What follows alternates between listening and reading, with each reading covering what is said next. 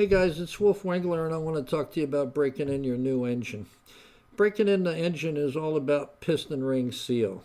That's what it's critical. And the rings don't seal the combustion pressure by spring tension. If you think about it, the ring only has a couple of pounds, maybe 10 pounds of tension against the cylinder wall. It's actually the gas pressure of the combustion process that passes over the top of the ring, and it gets behind the ring and it forces it outward against the cylinder wall. That's what makes rings seal. New rings are far from perfect. They don't seal all the way around the circumference of the cylinder. They have to be worn in all the way around the bore. And if the gas pressure isn't strong enough during the engine's first miles of operation, then the entire ring will not wear into the cylinder surface and you will not get ring seal. So you're using gas pressure from hard acceleration to force the rings to contact the cylinder wall all the way around their circumference. That's the only way the rings can properly wear into the exact shape of the cylinder. The problem with the easy break-in is that the honed crosshatch pattern, that pattern that the machinist put in your block, acts like a file to allow the rings to wear. And the rings will quickly wear down the peaks of that file, the peaks of the roughness.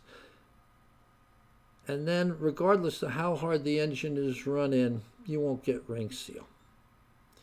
There's a very small window of opportunity to get the rings to seal well. I would say it's the first 20 miles when you will most critically affect the seating of the rings. If the rings aren't forced against the wall of the cylinder soon enough, they use up that roughness of the hone before they fully seat, and once that happens, there's no solution but to re-hone the cylinders and install new rings and start all over again. So to break a fresh engine in on the street, I like multi-viscosity oil. I'm in Florida. Sometimes I use straight 30 weight, but the key is to use a break-in oil if you're using multi-viscosity oil. Either way, you got to have your carb jetted right, you got to have your timing set right, you got to make sure the brakes, the shift linkage, everything's functional, because the idea here is to start up the car and drive it right away.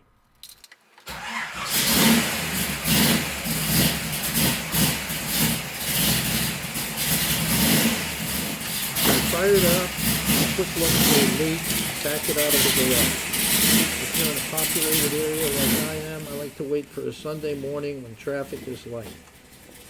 Get out, warm the engine up while you're driving to your spot where you're going to break it in. And you don't need like a wide open road. You're just going to get on it a little bit and get off it and let it back down in gear. The main thing is to load the engine by opening the throttle hard in second, third, and fourth gear.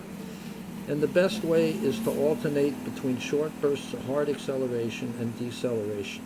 You don't have to go over 65 miles an hour to do this. You run it up and you let it back down.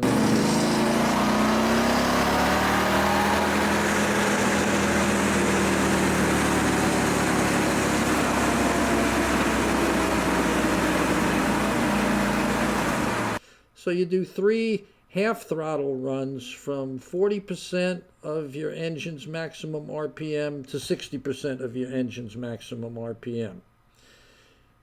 You run it up and let it back down 3 times. And then you do 3 3/4 throttle runs from 40% of your engine's operational RPM to 80% of your engine's maximum RPM. Run it up, let it back down 3 times. And then you do 3 more, but these are full throttle runs from 30% of your engine's operational RPM to 100% RPM.